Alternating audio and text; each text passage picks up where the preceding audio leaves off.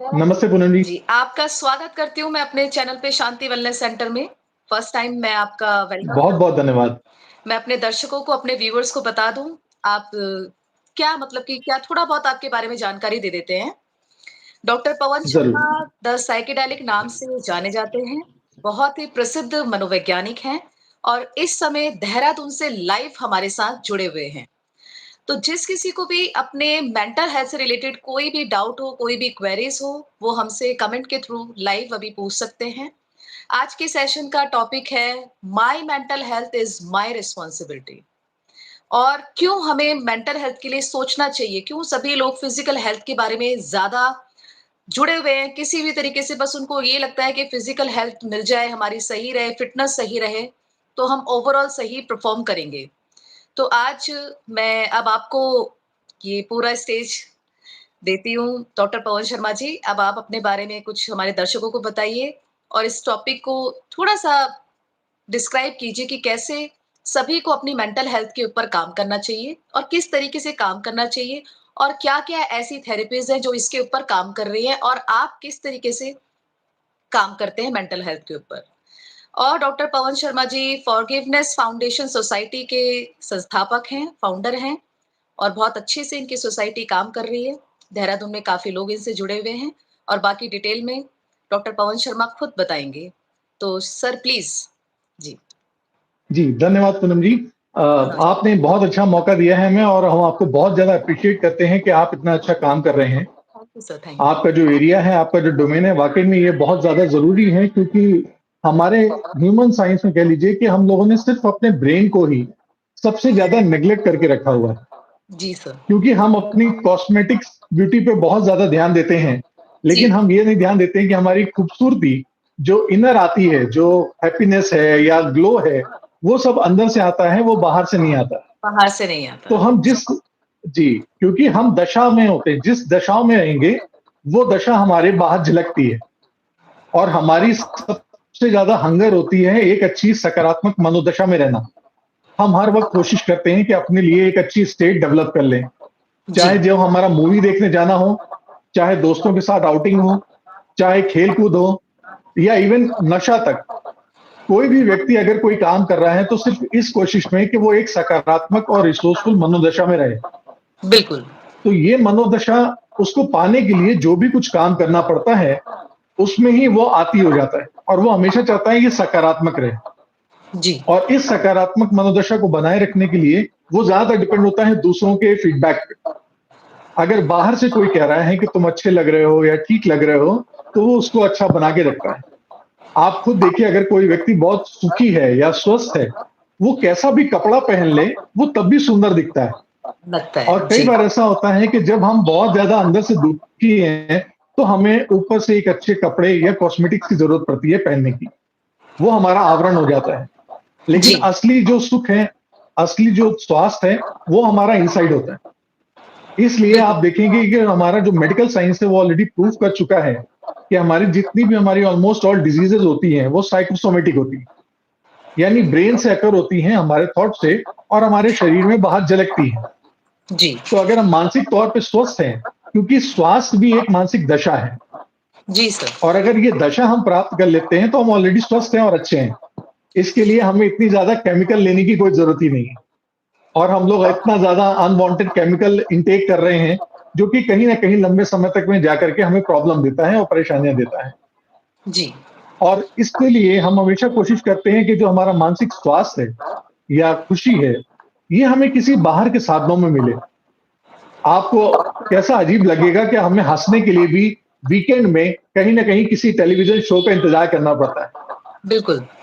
कि जब वो टेलीविजन शो आएगा तब हम हंसेंगे एक साथ। जी, तो हंसने के लिए भी हमें खुश होने के लिए भी बाहर के रिसोर्सेज पे डिपेंड होना पड़ता है। तो इसीलिए मैं आपको जो टॉपिक रखा है वो आपने बिल्कुल सही रखा है कि our mental health is our responsibility. कि हमारा मेंटल हेल्थ हमारी ही रिस्पॉन्सिबिलिटी है, ये किसी बाहर की चीजों से नहीं मिलेगा क्योंकि बाहर की जो भी चीजें हैं वो सारी टेम्परेरी है, वो आज है और कल नहीं है। अगर इन दशाओं को हम बना करके रखते हैं तो बड़ा आसान हो जाता है। जी, इसी तरह से आपको ये बताना चाहेंगे कि ये दशा हमारे दिमाग में बनती कैसे है। असल में हम लोग घटनाओं को जी रहे होते हैं। जी, जो अभी इस वक्त एक घटना हो रही है, वो हम देख रहे हैं, सुन रहे हैं और महसूस कर रहे हैं। जी, हमारे आसपास का सारा माहौल और घटनाएं, ये घटनाएं या तो हम देखकर और या तो सुन करके परसीव करते हैं जी, हमारे पांचों सेंसेस के थ्रू। जी, तो ये पांच सेंस हमारे जो देखना, सुनना और महसूस करना है, महसूस करने में आ जाता है स्मेल, टेस्ट और टच। जी, ये तीनों चूंकि हम किसी को बता नहीं सकते या उदाहरण नहीं दे सकते हैं, इनका सेंसेशन सिर्फ हमारे मसल्स में होता है। तो मेडिकल टर्म्स में इसको काइनेस्थीसिया कहते हैं। तो इस टर्म को हम काइनेस्थेटिक कहते हैं, यानी वो संवेदनाएं जो आपके मांसपेशियों में हो रही हैं। तो इस तरह से अगर हम कहें तो हमने मुख्यतः तीन कैटेगरी में डिवाइड कर रखा है, दैट इज विजुअल, देखकर, सुनकर और महसूस करके। तो हम जो घटनाएं देख रहे हैं, वो हम देखते हैं और दूसरों को भी दिखा सकते हैं। बिल्कुल। जो सुन रहे हैं, वो दूसरों को भी सुना सकते हैं। लेकिन जो हम महसूस कर रहे हैं, वैसा हम दूसरे को महसूस नहीं करा सकते, क्योंकि वो सिर्फ और सिर्फ हमारा ही अपना एक्सपीरियंस है। तो इस तरह से जब हम कोई चीज देखते हैं, उसको देखने के बाद परसीव करते हैं अपनी इन ज्ञानेंद्रियों से, तब ये हमारे ब्रेन तक पहुंचती है। लेकिन हमारा ब्रेन इन सारी घटनाओं को यथास्थिति नहीं लेता। इसमें से ये तीन फिल्टर लगाता है, जिसको कहते हैं डिलीट, डिस्टॉर्ट और जनरलाइज। जी, यानी कुछ कुछ इंफॉर्मेशन को वो डिलीट करता है, यानी ये कहता है कि मेरे जरूरत की नहीं है, मेरे काम की नहीं है, इन्हें डिलीट कर दीजिए। वो उन सूचनाओं को अपने पास नहीं रखता। और कुछ सूचनाओं को वो डिस्टॉर्ट करता है, यानी तोड़ मरोड़ करके अपने पास रखता है। बिल्कुल। जैसे अगर अभी किसी से पूछा जाए, आपके सारे ऑडियंस इस वक्त हम लोगों को देख रहे हैं, तो उनसे हम ये पूछे कि इस वक्त क्या वजह है, क्या टाइम हो रहा है, तो वो एग्जैक्ट टाइम नहीं बता पाएंगे, उसके नियर अबाउट बता पाएंगे। जी, और अभी इससे पहले आपने मेरा जो परिचय दिया है, अगर वो भी हम दोस्तों से पूछना चाहें, तो उसमें से बहुत सारे दोस्त तो मेरा परिचय भूल चुके होंगे, भूल चुके होंगे। जी, क्योंकि उस बिल्कुल, क्योंकि उस समय उनके दिमाग ने कहा ये बात महत्वपूर्ण नहीं है, ये जानकारी जरूरी नहीं है, जो जरूरी होगी वो सुनेंगे। जी, तो हमारा ब्रेन ऐसे फिल्टर करता है और फिर वो आता है जनरलाइज पे। यानी कोई भी घटनाएं होती हैं तो उनको वो सामान्यतः कहता है कि एक ही रूप में चलेंगी, यानी ये नॉर्मल है, ऐसा ही चलेगा। जैसे अगर दिल्ली में कोई जाए और उसका मेट्रो में पॉकेट में चोरी हो जाए, पर्स निकल जाए, तो आमतौर में पूछेंगे तो वो कहेगा दिल्ली में तो सारे चोर रहते हैं। दूर रहते हैं, तो सही उससे बात। पूछना पड़ेगा कि क्या सारे चोर रहते हैं? तब कहेगा नहीं, मेरा एक बार पॉकेट कटा था। और उससे पूछेंगे कितनी बार दिल्ली गए, तो कहेगा मैं तो कई बार गया हूं, लेकिन पॉकेट एक बार कटा। तो उस एक घटना को उसने जनरलाइज कर दिया और सारे दिल्ली वासियों पे लगा दिया, और सारी जर्नी को उसने चोरी के साथ जोड़ दिया। तो इसके बाद हमारे दिमाग के अंदर एक दूसरी छवि बनती है, वो होती है इमेज नंबर 2, जो हमारे इन सारे परसेप्शन से होकर के हमारे वैल्यूज, हमारे मूल्य, हमारे पर्पस, हमारे सिद्धांतों से जुड़ी हुई होती है। तब हमारे पास एक छवि बनती है अंदर, जिसको हम कहते हैं इंटरनल इमेज, और वो बनाती है हमारा मूड, वो बनाती है हमारी स्टेट। जी, तब आप जिस स्टेट में होते हैं, जिस मूड में होते हैं, जिस इमेज में होते हैं, आप रिएक्ट करते हैं, और ये रिएक्ट आपका बिहेवियर होता है। तो यकीनन जो भी आप बिहेव करते हैं, उसके पीछे बाहरी चीजों का कोई भी इतना ज्यादा रोल नहीं होता है। हम उन्हें जी, कैसे परसीव कर रहे हैं, किस तरह से ले रहे हैं, इस पे मायने रखता है। तो और जी, बिहेव आप जरूर करते हैं, चाहे वर्बल या नॉन वर्बल। यानी या तो आप बोल करके रिएक्ट करेंगे, या लिख करके, या कुछ कह करके, और या फिर आप नॉन वर्बली कहेंगे। और याद रखिए, अगर आपने नहीं भी कुछ बोला है, तो ये भी एक रिस्पॉन्स है। जी, तो इस तरह से हमारा रिस्पॉन्स निकलता है, और ये हमें ले जाता है रिसोर्सफुल और अनरिसोर्सफुल स्टेट्स की तरफ, यानी दशा की तरफ। तो अगर अच्छा है, तो वो आपको एक हेल्दी स्टेट देगा, आप खुश होंगे, आपके डिसीजन मेकिंग अच्छे होंगे, आपकी हेल्थ अच्छी होगी, आपके रिलेशनशिप अच्छे होंगे। और यहीं पर अगर ये आपको रिसोर्स अनरिसोर्सफुल की तरफ ले जा रहा है, तो वहां पर आपके पास डिप्रेशन, सैडनेस, एंग्जाइटी, एंगर और बैड स्टेट, आपका शरीर का स्थिति वो खराब हो जाएगी, रिलेशनशिप खराब हो जाएंगे, आपके बोलने के तरीके खराब हो जाएंगे। वो जी, हमेशा आपको नकारात्मकता ले जाता है। जी, अंतर ये होता है कि हमारे पास जो अच्छी चीजें होती हैं, खुश वाली चीजें होती हैं, हम लोग उन खुशियों को लेते हैं और सेलिब्रेट कर लेते हैं। जब सेलिब्रेशन हो जाता है, तो एक टास्क शुरू होता है और पूरा खत्म हो जाता है, और हम हो जाते हैं कंप्लीट, की ये स्टेट कंप्लीट हो गई। लेकिन जब कभी हमारे जीवन में कोई बुरी घटना घटती है, परेशानियाँ आती हैं या किसी के साथ झगड़ा हो गया या कोई ऐसी विवाद-विवाद हो गया जो कि हम सुलझा नहीं पाए या मन में अगर कोई भड़ास है हम निकाल नहीं पाए, तो वो हमारी वहाँ पर स्टेट रोक देता है। जैसे अगर किसी के साथ कोई बुरी घटना हुई और वो बुरी घटना उसको एक बुरी स्टेट में ले गई, अब उसको गुस्सा आ रहा है। अब जी, उस गुस्से को उसने ना ही ज़ाहिर करा और ना ही उसने उस सामने वाले व्यक्ति को माफ़ करा और ना ही उस घटना को जाने दिया। तो जब भी ये मेमोरी हमारी दोबारा ट्रिगर करेगी, हम वापस फिर उसी दशा में आ जाएँगे। हम फिर उसी स्टेट में आ जाएँगे, वो जो मेरी स्टेट उस वक़्त थी। यानी उस वक़्त भी अगर हम गुस्से में थे, तो फिर से गुस्से में आ जाएँगे और अगर हम उस वक़्त खुशी में थे, तो फिर खुशी से आ जाएँगे।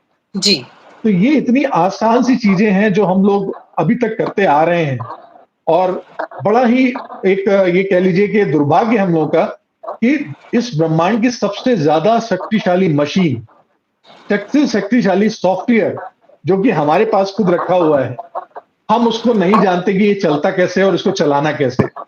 जी, ये बिल्कुल इस तरह से है कि जैसे अगर आपके पास एक बीएमडब्ल्यू या मर्सिडीज़ कार है, एक प्रीमियम क्वालिटी की कार है और चाबी आपके हाथ में है, लेकिन आपको चलानी नहीं आती और उसके लिए अक्सर आपको किसी न किसी ड्राइवर या किसी बाहरी सोर्स की मदद लेनी पड़ती है कि भैया इसको चलाओ, तब मैं इसका इस्तेमाल करूँ।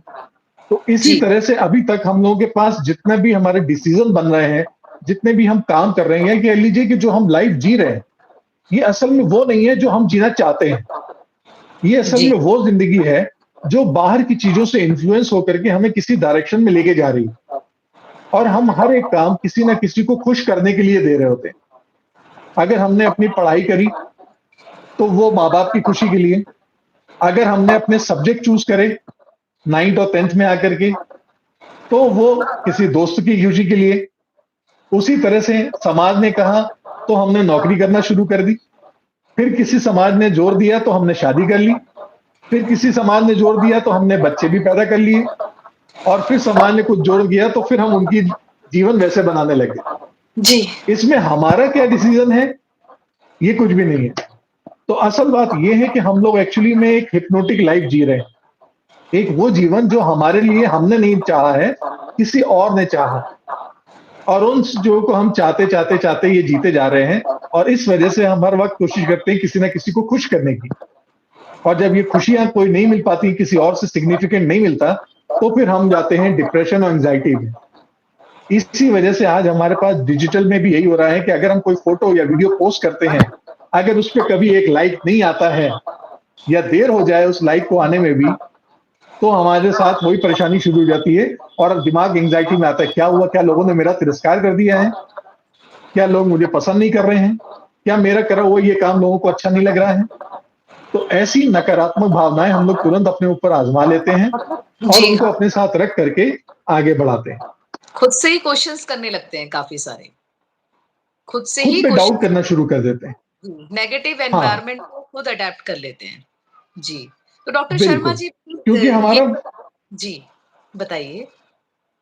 जी, कहना चाह रहा था क्योंकि हमारा दिमाग इस तरह से प्रोग्राम है कि जब तक आप उसको सकारात्मक चीज़ों का कोई एविडेंस नहीं देंगे, हुँ, वो तुरंत में आपके लिए सर्वाइवल मोड पे चला जाता है। जी, तो सर्वाइवल में जाने के लिए वो सबसे पहले आपके लिए खतरा देखता है और बुरी चीज़ों पे ध्यान देता है, कि किन-किन चीज़ों से मुझे खतरा है या बुरा है। तो वो उनको ज़्यादा मॉनिटर करके उठाता है, बजाए कि आपके अचीवमेंट और आपकी उपलब्धियों के। जी। जी सर, जी, जी डॉक्टर साहब। जी, जी। आप आगे बता सकते हैं। नहीं, मैं ये बस इस टॉपिक पे जैसे आप मेंटल हेल्थ के लिए जो-जो थेरेपीज़ अभी एडवांस वे में यूज़ कर रहे हैं, वो थोड़ा-सा इंट्रोड्यूस कराएँ, जिससे हमें पता चले क्योंकि मेंटल ज़रूर, हेल्थ रिलेटेड कई लोगों को लगता है कि मेडिसिन इसमें काम करेगी, कई लोगों को लगता है इसमें साइकोथेरेपी काम करेगी। जैसे मैं साइकोलॉजिस्ट हूँ, जी, आप साइकोलॉजिस्ट हैं, बिल्कुल, हम लोग मेंटल जी, हेल्थ के लिए कौन-सी ऐसी थेरेपी है जो इस समय एडवांस चल रही है या फिर किस तरीके से हम लोग काम करते हैं? थोड़ा-सा उसको हम इंट्रोड्यूस कराएँगे तो थोड़ा-सा दर्शकों को एक अवेयरनेस मिलेगी और कुछ ये जो एक ज़रूर, सेशन है थोड़ा-सा इंटरेस्टिंग हो जाएगा। तो आप अपनी जो भी बिल्कुल, आप थेरेपी यूज़ करते हैं प्लीज़ उसको इंट्रोड्यूस कराएँ। जी। ज़रूर।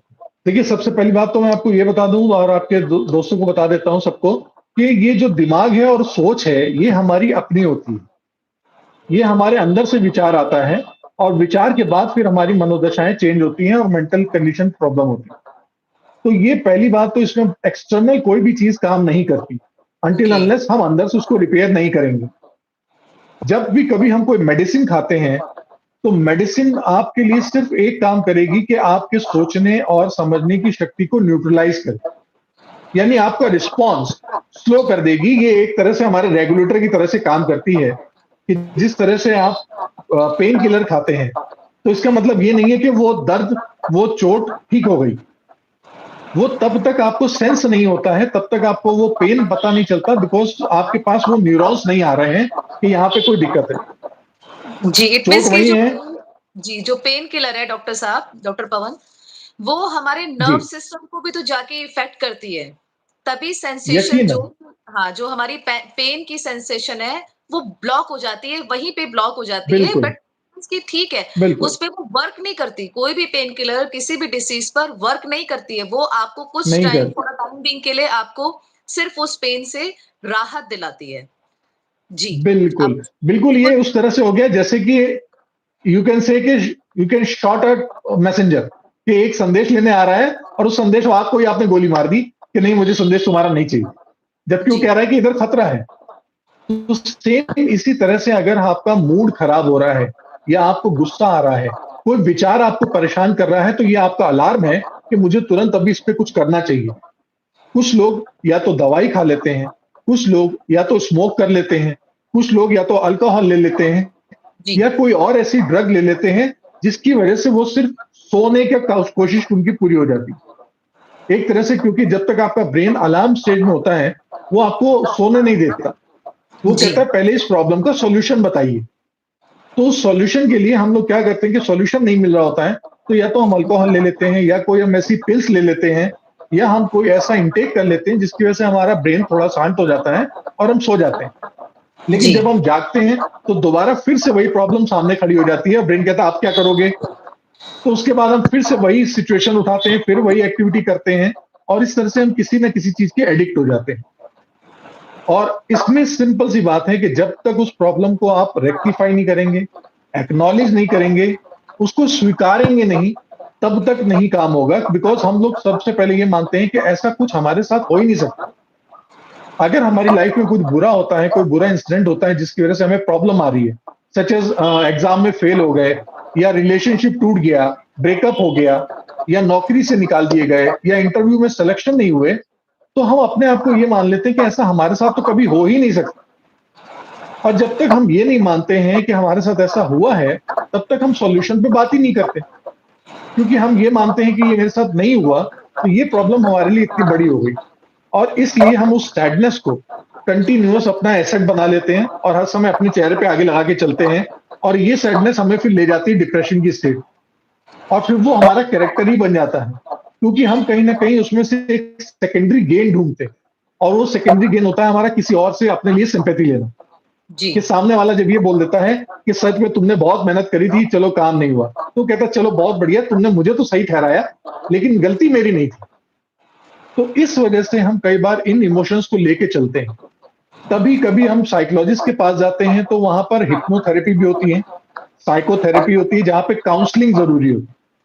तो काउंसलिंग करके हम ऐसे इश्यूज़ को उठाते हैं और उस इश्यूज़ को रेक्टिफाई करते हैं, एक्नॉलेज कराते हैं और जैसे ही एक्नॉलेज होता है, तब वो सॉल्यूशन की तरफ हमारा ब्रेन काम करने लगता है। यस, ये चैलेंज आया है, अब हम इस पे कुछ काम करते हैं।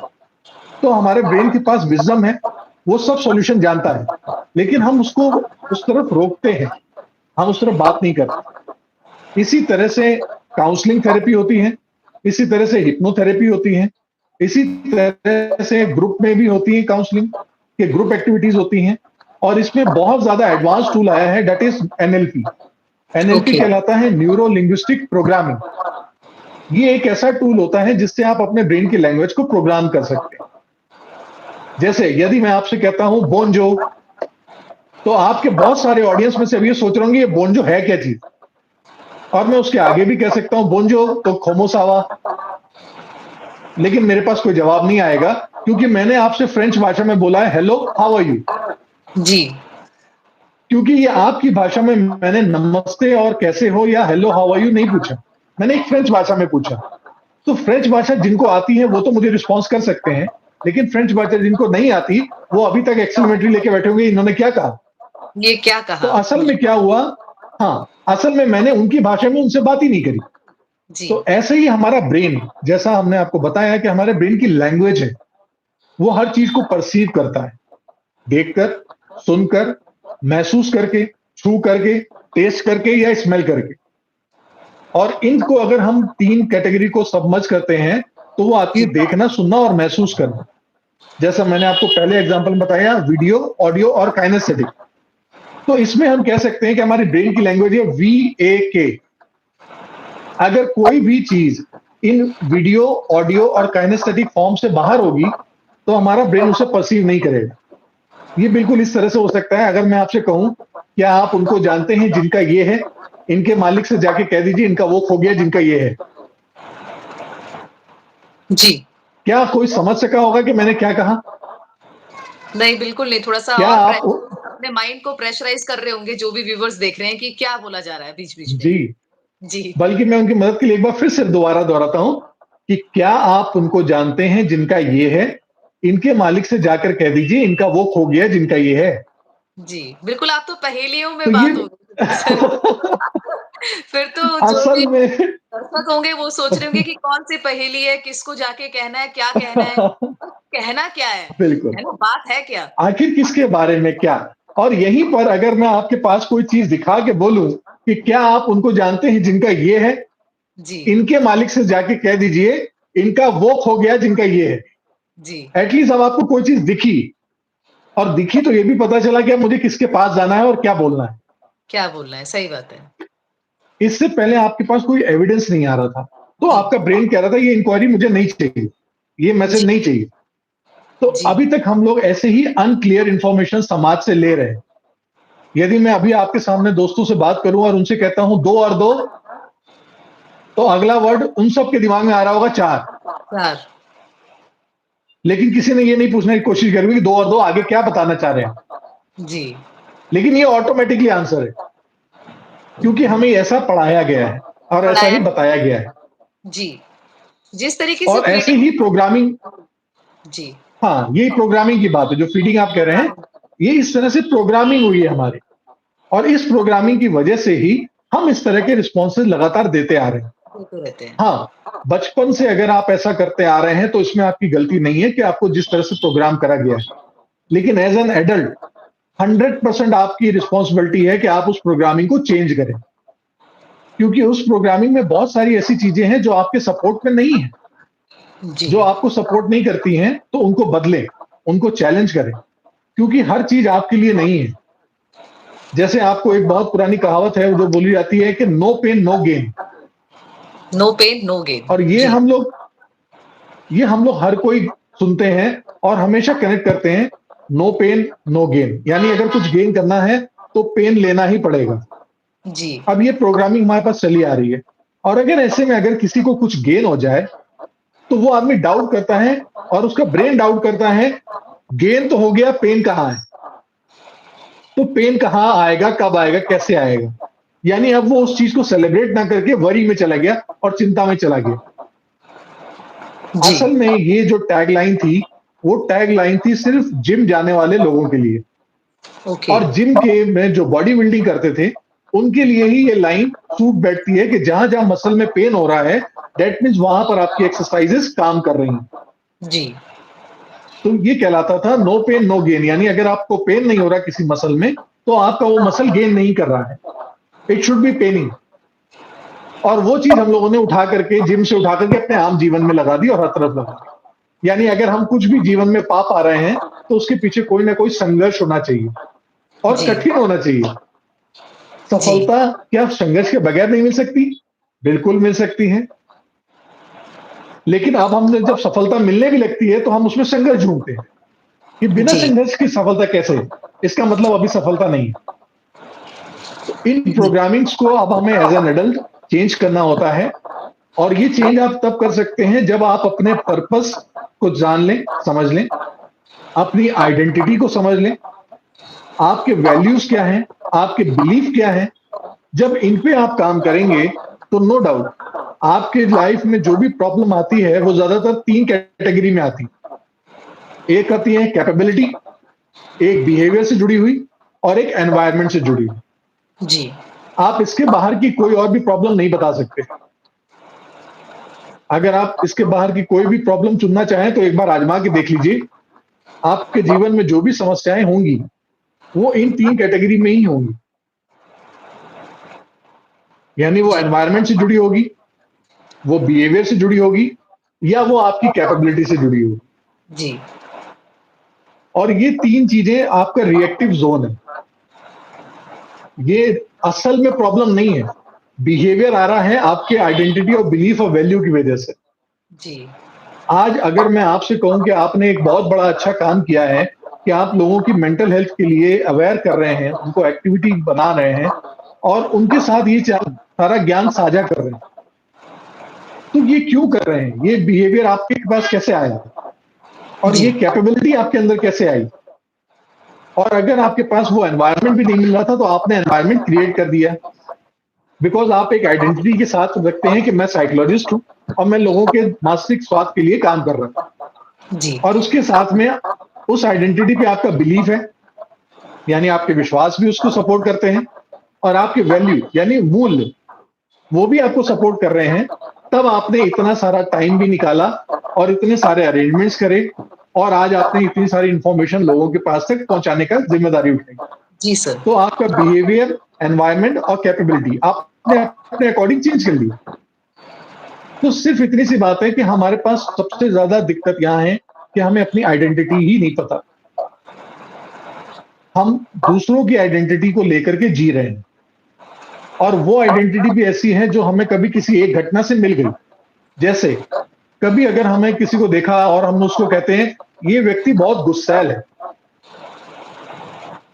तो आप समझते हैं कि उसने कभी किसी एक दिन कहीं किसी पे जगह पे गुस्सा करा होगा और उस बिहेवियर की वजह से उसके ऊपर एक आइडेंटिटी स्टिक कर दी, उसके नाम टैग लगा दिया, ये आदमी गुस्सैल है। सेल है। जी, तो तब से आज तक गुस्सैल ही है। और यही नहीं, लोग इतना ज़्यादा प्राउड फील करते हैं इस आइडेंटिटी के साथ। अगर आपने सुन रखा हो, लोग कहेंगे आई एम डायबिटिक। अब आप सोचिए उन्होंने अपनी पहचान एज़ अ डायबिटिक देख ली है। अगर वो डायबिटिक हैं, तो पक्का वो डायबिटीज़ उनकी तरफ से कहीं जाने वाली नहीं। जी, अगर ऐसे ही हम कहते हैं कोई पर्सन अल्कोहलिक है, तो वो अल्कोहल को ही लेगा हमेशा। मैं आपके माध्यम से कुछ लोगों से पूछना चाहूँगा जी, कि आप में से जो लोग नॉन वेजिटेरियन हैं, कृपया वो सिर्फ़ अपना हैंड रेज़ करें। जो लोग नॉन वेजिटेरियन हैं,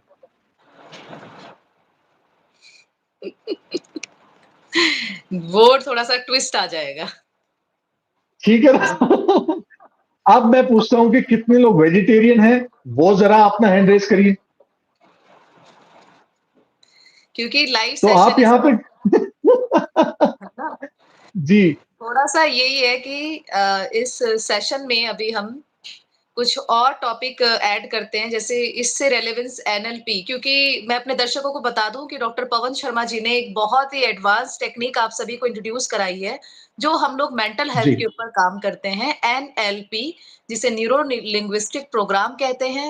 एक प्रोग्राम, प्रोग्रामिंग कैसे वर्क करती है, किस तरीके से ह्यूमन माइंड को, उनके थॉट्स प्रोसेस को चेंज किया जाता है, उनके जो थॉट्स नेगेटिव वे में जाते हैं, उनको पॉजिटिव किया जाता है, किस तरीके से एनएलपी वर्क करती है। तो मैं कुछ चुनिंदा क्वेश्चंस डॉक्टर पवन शर्मा जी आपसे पूछना चाहूँगी ज़रूर, इसके ऊपर, क्योंकि टॉपिक को हम ऐसा भी ना लगे कि हमने खत्म भी कर दिया और हमारी बात भी पूरी नहीं हुई।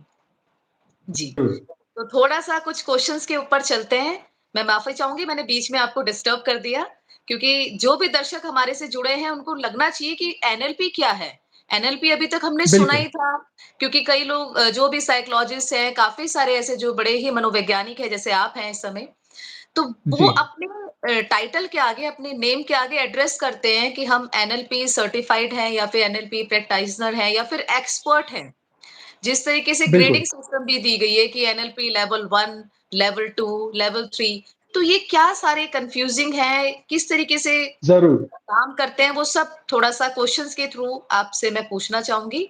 मेरा पहला क्वेश्चन आपसे ज़रूर, है doctor Sharma ji, why it is needed for everyone to know about human mind? जी, ह्यूमन माइंड बिल्कुल। कैसे देखिए है? सर जी, जी, आपने बिल्कुल सही बात बोली। मैंने कहा ना कि अपने दिमाग से ही हम सारा काम कर रहे हैं और उसी को नहीं पहचानते। नहीं पहचानते, जब भी बहुत कभी मेरा सेशन स्टार्ट होता है, मैं सब लोगों से पूछता हूँ कि प्लीज़ वही लोग हाथ उठाना जिनके पास दिमाग है। तो अच्छा, वहाँ पे लोग सरप्राइज़ हो जाते हैं कि हमारे पास दिमाग है? हाँ, बिल्कुल है। फिर मैं उनसे पूछ लेता हूँ कि क्या आपके पास दिमाग है तो क्या आप उसके स्वामी हो या वो आपका स्वामी है? बिल्कुल, यानी आप दिमाग को चला रहे हैं या दिमाग आपको चला रहा है? बिल्कुल तो बहुत वहाँ अच्छा पर वो क्वेश्चन है। सोचने लग जाते हैं कि सीरियसली में हम दिमाग को नहीं चला रहे हैं, अभी तक हमारा दिमाग पायलट मोड पे चल रहा है। जी, जी, जी, जी, जी, जी। अभी तक वो सिर्फ़ उन बिलीफ और वैल्यूज़ को लेकर के चल रहा है, जैसी प्रोग्रामिंग हमें एनवायरनमेंट के अकॉर्डिंग बचपन से मिली हुई है। तो वो रिस्पॉन्स करता है और बाद में जब कभी आप अकेले बैठते हैं, मंथन करते हैं, तब लगता है कि मैं इस जगह पे कुछ और भी बिहेव कर सकता था, इसकी जगह मैं कुछ ऐसा भी कह सकता था, लेकिन उस वक़्त क्यों नहीं करा? क्योंकि आपके ब्रेन को फटाफट लगा कि मुझे ऐसे ही रिस्पॉन्स करना चाहिए और उसने फटाफट रिस्पॉन्स कर दिया। जी, क्योंकि हम जब पैदा हुए हैं और हम जब सामान कोई खरीदते हैं, तो हर एक के साथ कोई ना कोई एक यूज़र मैनुअल आता है, किसी भी सामान के साथ, तो हम उसे ऑपरेट करना जान जाते हैं। लेकिन ये हमारे लिए बड़ा प्रॉब्लम चैलेंजिंग हो गया है कि हम पैदा हुए हैं ब्रेन के साथ और इसका यूज़र मैनुअल हमारे पास नहीं है, कि इसको चलाना कैसे है। तो एनएलपी को आप कंसीडर कर सकते हैं as a user manual of human brain. NLP एक ऐसा टूल हो जाता है, एक ऐसा यूज़र गाइड हो जाता है, जिसकी वजह से आप अपने ब्रेन को समझ सकते हैं और जब समझ ब्रेन को समझ लेंगे, तो यकीनन आप उसको कंट्रोल करना जान जाएँगे। आपके हर एक एक्शंस आपके कंट्रोल में होंगे और फिर जो भी आपकी लाइफ में चीज़ें घट रही हैं, उसका दोष आप किसी को नहीं देंगे। आपके पास चॉइस की पावर आ जाएगी। जी, अभी तक आप चॉइस नहीं कर रहे हैं, बाय डिफ़ॉल्ट एक्शन ले रहे हैं।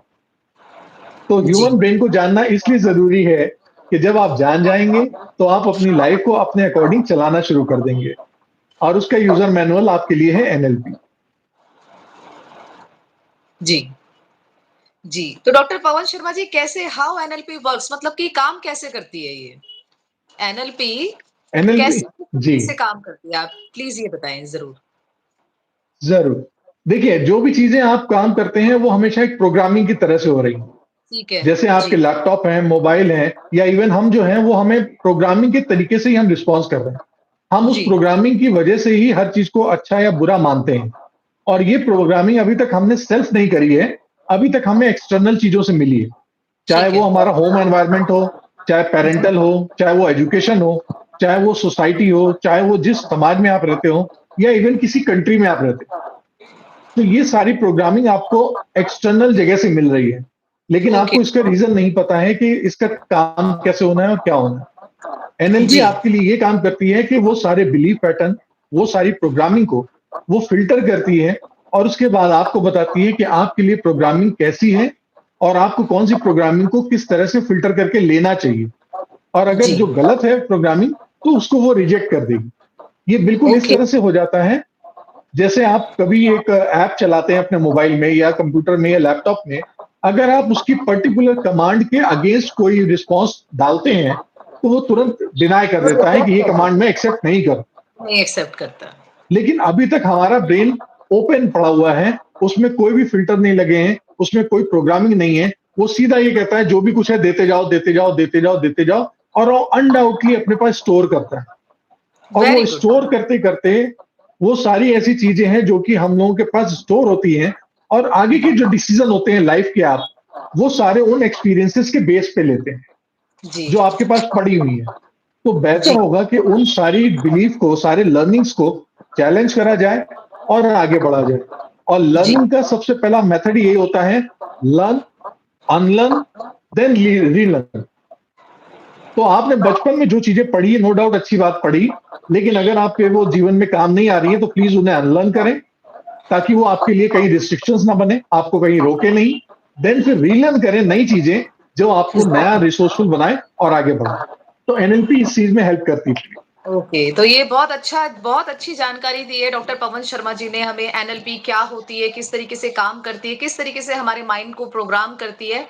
एक बहुत अच्छा और भी इफेक्टिव क्वेश्चन मैं आपसे पूछना चाहूँगी इस सेशंस को खत्म करने से पहले, क्योंकि हम ये नहीं चाहते कि हमारा सेशन ज़्यादा लंबा चले और उसमें हम जानकारी भी पूरी ना दे पाएँ दर्शकों को, और जो भी लोग देखें उनको लगे कि एनएलपी के बारे में बताया तो गया, लेकिन वो किस पर बिल्कुल। काम करती है ज़्यादा, वो नहीं बताया गया। तो ये बहुत अच्छा क्वेश्चन है सर।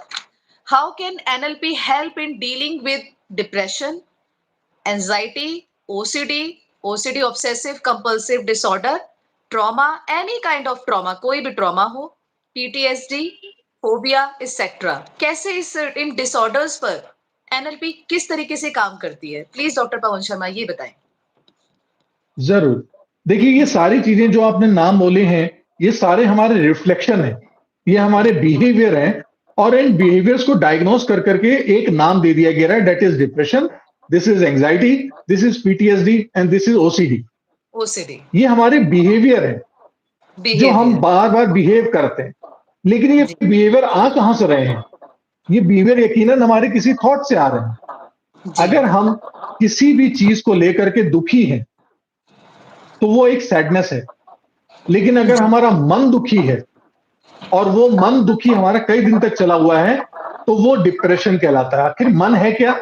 मन हमारी सोच है, हमारी कल्पना है, हमारी सोचने की शक्ति है। और अगर वो उदासीन मन है, दैट इज़ कॉल्ड डिप्रेशन। तो डिप्रेशन। वही बात आ गई कि वो स्टेट है। वो एक ऐसी स्टेट है, जहां पर आप सही सोच नहीं पा रहे हैं और नकारात्मकता आपके साथ भरी पड़ी हुई है। तो आप तुरंत ही उस डिप्रेशन से बाहर आ सकते हैं एनएलपी के माध्यम से। एक छोटा-सा एग्ज़ाम्पल आपके सामने बता देता हूँ कि जब भी कभी कोई व्यक्ति आपके सामने डिप्रेस्ड हो, तो कोशिश कीजिए कि अगर वो कुर्सी में बैठा है, तो आप उसके सामने खड़े हो जाएँ और उसकी चिन अप करके ज़रा ऊपर देखने को कहें और कहें, "ज़रा अभी बताओ, क्या हाल-चाल है?" तो आप देखेंगे क्या वो हाल तुरंत चाल डिप्रेसिव स्टेट से बाहर आ जाएगा। है? जी, जी, जी, क्योंकि उसके कंधे तुरंत सीधे करा दीजिए, आप तुरंत चिन ऊपर कराइए, ऊपर देख कर के कोई भी डिप्रेस नहीं हो सकता। तो बहुत। न्यूरोलॉजी और फिजियोलॉजी दोनों एक दूसरे के साथ कनेक्ट काम करती हैं। और जी, इसी तरह से अगर कोई अच्छा और खुश होना चाहता है, तो वो नीचे चेहरा रख करके, कंधे नीचे झुका करके कभी खुश हो ही नहीं पाएगा। तो जैसे ही आप उसकी न्यूरोलॉजी और फिजियोलॉजी के साथ काम करते हैं, इंटरैक्ट करते हैं एक दूसरे के साथ, तुरंत उस दशा से बाहर निकाल लेते हैं। ऐसे ही ओसीडी है। ओसीडी कहलाता है कंपल्सिव डिसऑर्डर। यानी एक ऑर्डर है जो कि डिसऑर्डर में हो रहा है और कंपल्सिव है, यानी अंदर से उसको कोई पुश कर रहा है और ब्रेक कर, हमेशा वो डिसऑर्डर। फ्रीक्वेंसी को ब्रेक करना। जी, यस, तो वो कमांड उसके पास कहीं से आ रही है अंदर। आइदर वो ऑडियो फॉर्म में होगी या तो उसको बार-बार बोला जा रहा है कि ये काम करो, ये काम करो, ये काम करो, और या उसने कोई वीडियो देख रखा है तो उसको वो बार-बार रिपीट हो रहा है। तभी वो बार-बार हाथ धो रहा है कि अभी मेरे हाथ सही नहीं है, अभी वो ताला चेक कर रहा है कि ताला बंद ठीक से नहीं है, एक बार देख लो। तो देयर इज़ अ साउंड, वो कमांड अंदर से आ रही है। तो जो वो कमांड आ रही है, उस कमांड को लेकर के हम लोग काम करते हैं, उसका पैटर्न बदल देते हैं। जब वो आवाज़ उस पैटर्न को ओवरलैप करके कहेगी, "मेरे हाथ साफ हो गए हैं, आप बहुत अच्छे लग रहे हैं", तो उसको दोबारा हाथ धोने की ज़रूरत नहीं पड़ेगी। तो वो वो काफी कंपल्शन बंद हो लोग हैं। जाएगा। जी, डॉक्टर पवन शर्मा जी, जो काफ़ी लोग हैं जो अभी इस समय लाइव जुड़े हैं, वो अपने कमेंट करके क्वेश्चन भी पूछ रहे हैं।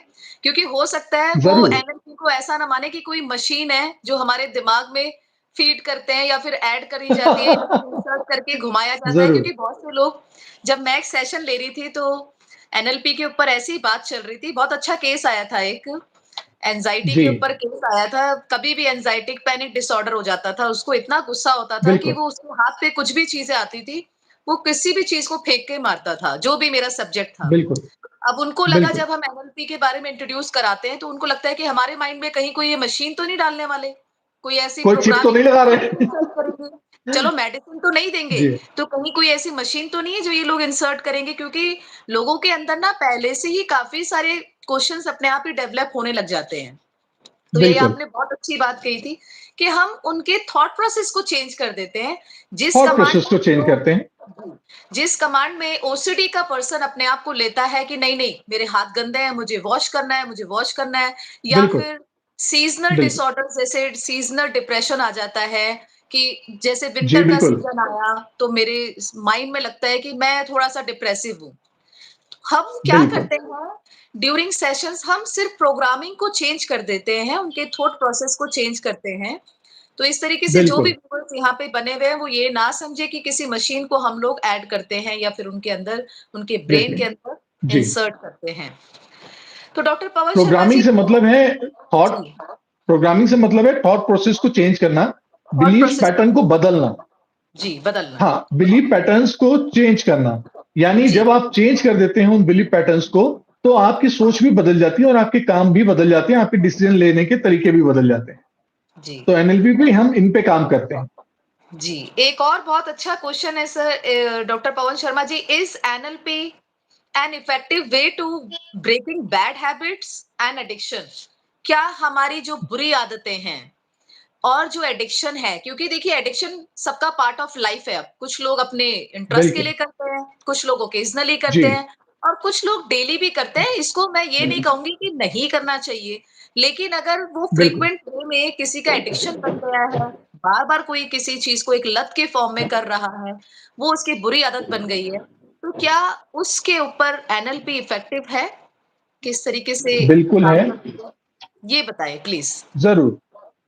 चूँकि आपने अभी एडिक्शन का मुद्दा उठाया तो मैं पहले एडिक्शन का काउंटर ले लेता हूँ, देन फिर उसके आगे आपको और चीज़ें बता दूँगा।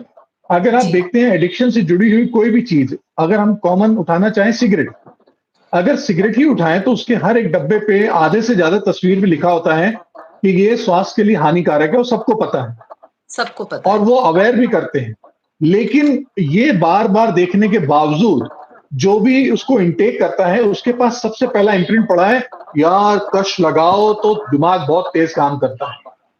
और एक और स्टेटस सिंबल है कि मैं अगर कहीं सोसाइटी में होता हूँ और सिगरेट पीता हूँ तो मुझे थोड़ा-सा ऊँचा ओहदा माना जाता है। बिल्कुल माना तो जाता उसके है, कई पास लोग हाँ, जी, इसी तरीके से चलते भी तो उसके पास तो उसके पास ये बिलीफ पैटर्न ज़्यादा वैल्यूएबल है इंस्टेड ऑफ वो जो इतने बड़े हार्मफुल केसेस हैं कि खतरा है, नुकसान है, वो उससे कहता है दरकिनार करो, कोई दिक्कत नहीं है, वो परेशानी एज नहीं कर होती। लेता है। जी, क्योंकि उसका सेकेंडरी गेन ज़्यादा है। हमें देखना पड़ेगा उसकी वैल्यू हायरार्की क्या है। वो किसी चीज़ को काम कर रहा है, कोई भी व्यक्ति जो काम करता है, कोई एक्टिविटी करता है, वो 2 कारण से करता है। या तो पेन को अवॉइड करने के लिए और या फिर गेन करने के लिए। और हमारा ब्रेन इस तरह से बना हुआ है कि वो कहता है कि गेन हो ना हो, पेन नहीं मिलना चाहिए। वो हर समय पेन को अवॉइड करते हुए काम करता है और इसी वजह से अगर आपको ये बोला जाए या किसी को आप बोलते हैं कि आप अच्छा खाना खाओगे, हेल्दी एक्सरसाइजेस करोगे तो स्वस्थ रहोगे, कहता है इसमें कौन सी बड़ी बात है। लेकिन जैसे ही उसका डायग्नोज होता है और थोड़ा-सा काम गड़बड़ होता है और डॉक्टर बोलता है डिस्क प्रिस्क्रिप्शन ने ऑयली खाना बंद, चिकन खाना बंद, हैवी फूड खाना बंद। क्यों? क्योंकि ये जब खाओगे तो तुम्हारे हार्ट पे प्रेशर पड़ेगा, ऑर्गन खराब हो जाएगा, मर सकते हो।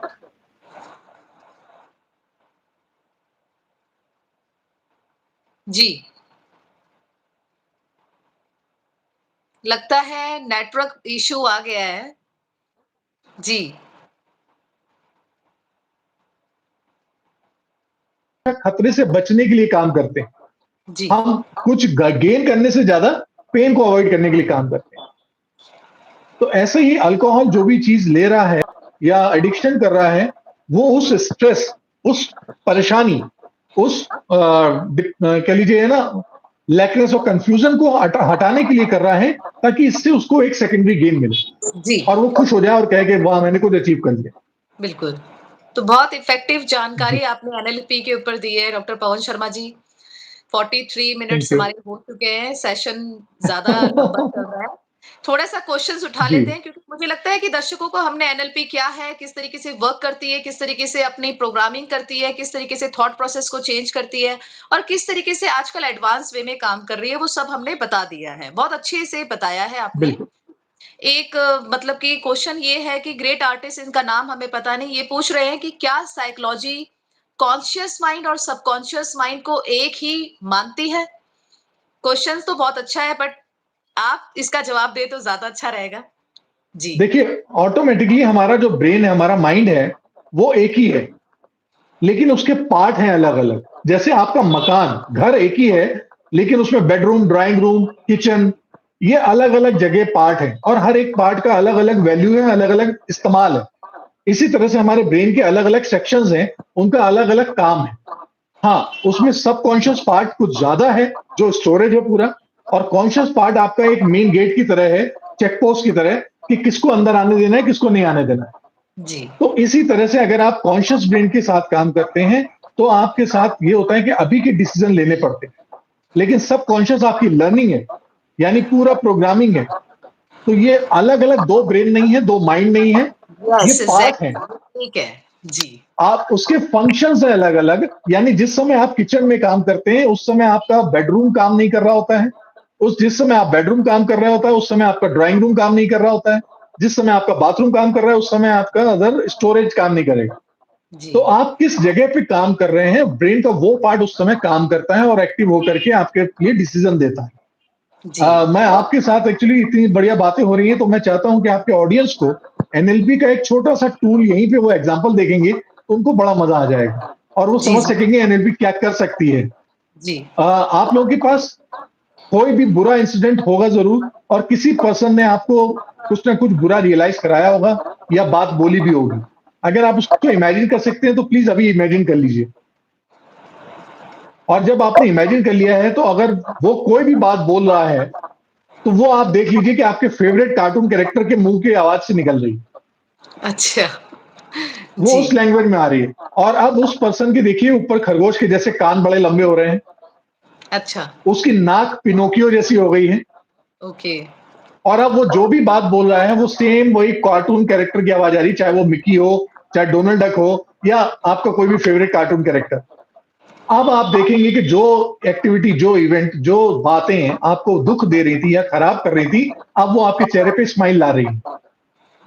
इसी वक़्त आप लोग अपना-अपना मोबाइल नंबर ज़रा बोलिए, इसी वक़्त बोल दीजिए बस, जी। ठीक है? अब आप ज़रा याद करिए फिर उस इवेंट को, तो पक्का याद बता सकता हूँ कि आपने जो कान लगाए हैं, जो नाक लगाई है, वही चेहरा याद आएगा, पहले वाला चेहरा नहीं याद आएगा। बिल्कुल, और इस वक़्त तो जो हम आपके पास आवाज़ भी आ रही होगी, वो कार्टून वाली ही आ रही होगी, नॉर्मल नहीं आ रही होगी। जी, बहुत अच्छी बात है, तो दिस काफ़ी is how your effective brain program. Yes, it means कि हमें जब भी कुछ भी हम लोग सोचते हैं, किसी भी बैड इंसिडेंट को रिकॉल करते हैं अपने माइंड में, बार-बार उसकी पिक्चर को फीड करके रखे हुए हैं हम।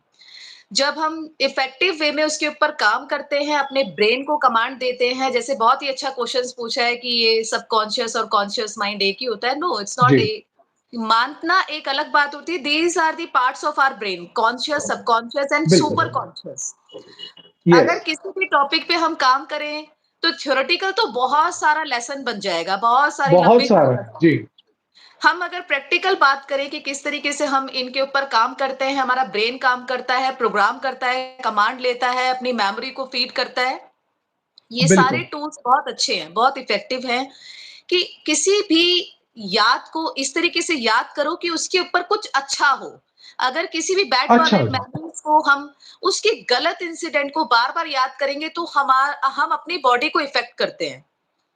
तो बिल्कुल। डॉक्टर पवन शर्मा जी ने एनएलपी के ऊपर बहुत अच्छा आज सेशन दिया है और मैं अपने थैंक यू। दर्शकों को बोलना चाहूंगी कि अगर आप लोगों को डॉक्टर पवन शर्मा जी के साथ जुड़ना है, उनकी फाउंडेशन के साथ जुड़ना है, तो हम पूरी डिटेल इसमें कम्युनिटी बॉक्स में मैं शेयर करूंगी क्योंकि एनएलपी कोर्स भी ये प्रोवाइड करते हैं और वो चार्जेबल है। आप जुड़ सकते हैं, चार्ज के थ्रू पे कर सकते हैं, तो आप भी एनएलपी प्रैक्टिशनर बन सकते हैं और अपने जो भी साइकोलॉजिस्ट है, जो भी मनोवैज्ञानिक है, अगर वो चाहते हैं इसको सीखना तो अच्छी बात है क्योंकि हमारी एक्सपर्टीज में कुछ एक और चीज ऐड हो जाती है। बट वो आपकी चॉइस पे डिपेंड करता है क्योंकि अगर आप अपने स्किल्स को एनहांस करना चाहते हैं तो आपको, जैसे डॉक्टर पवन शर्मा जी ने बताया था कि आपको बिहेवियर खुद से क्रिएट करना पड़ेगा।